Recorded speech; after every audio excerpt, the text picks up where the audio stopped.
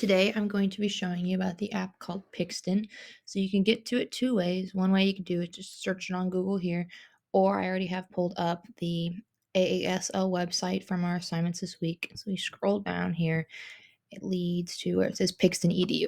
And this is a web app that gives educators and students a unique way to create stories, demonstrate learning, and enhance writing assignments in any subject through digital comics.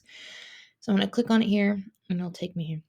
Then I've already signed up, but if you go to the top right corner up here, you have the different options between educators, which would be for teachers, students, parents who want it at home, and business for any reason. Obviously, I signed up for educators, but I'm going to log in now. But when you sign up, you can sign in through Google. So now that I'm logged in, it has all of these options here of what you can work on to enhance more learning and engagement in your classroom activities. So the first thing you start off here with doing is making an avatar to make it look as much like you as possible. So you'll click through all of these things here, and in the end, you'll click and come here to your avatar. So this is the one I created for myself. Obviously, I would spend more time with it if I was doing it with my students. But a couple of the cool things I want to point out is they do have the wheelchair option. So it's very inclusive here, and also hearing aids, which is really cool, just to make sure that it's inclusive and has everything that is possible. There's glasses, things like that. So it's a very inclusive app, and you can choose your height and all of that. Then the poses here, I just chose a basic one real quick because when you get into the comic part of it, you get to change it up. So here's my person. Good. That's my avatar. And now it'll be in the top right corner. And my students will do the same thing. One cool option here, now that I have my avatar, and once all my students make their avatars, you can make a class photo with your students' avatars instead of an actual photo. This would be cool. I'd show it, but I want to make sure I don't break FERPA. So I would do that with my students sometime, maybe this week, since it's our last week of school. Kind of a fun way to wrap up. One thing I do want to highlight is this comic builder here. This is the cool one. So here you get to create a comic. So you're going to start blank, or you can search through some ideas that they already have. But I thought about doing it to create some assignments. So that way students have to work on their summarizing skills. And instead of just maybe writing a summary or telling me about what we read, they can go here, or things that we've done in class, they can go here and show it through a comic. So if you go to this comic option here, you'll open it up and you get to choose background. So there's tons of backgrounds here. You can even search for some here if you want, if you can't find one you like, or you can even create one on your own. I'm just going to search for one on here and choose something quick. What I had when I found forest. So we just recently got done reading A Midsummer Night's Dream. So I'm just going to choose a forest option because a lot of it takes place in a forest.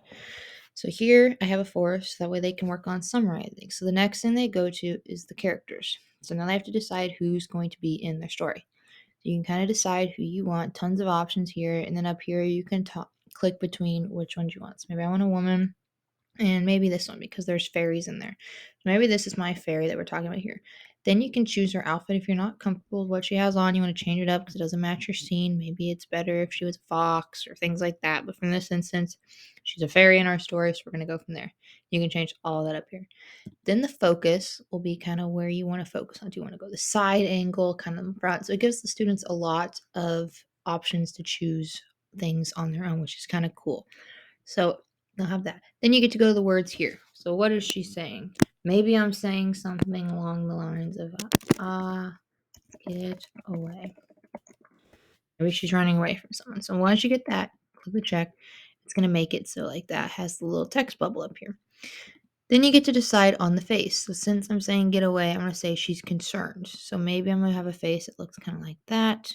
Or maybe more shock. She's kind of like, oh no.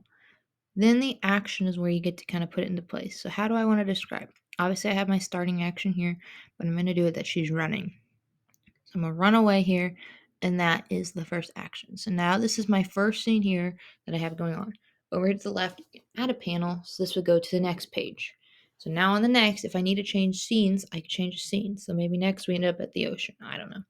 Now we're here at the ocean, and I'm going to go to the words here, and I'm going to add some more words. You can also have the option to speak into it, things like that. But overall, when you're done, just click done up here, and then title it, and then you are good to go.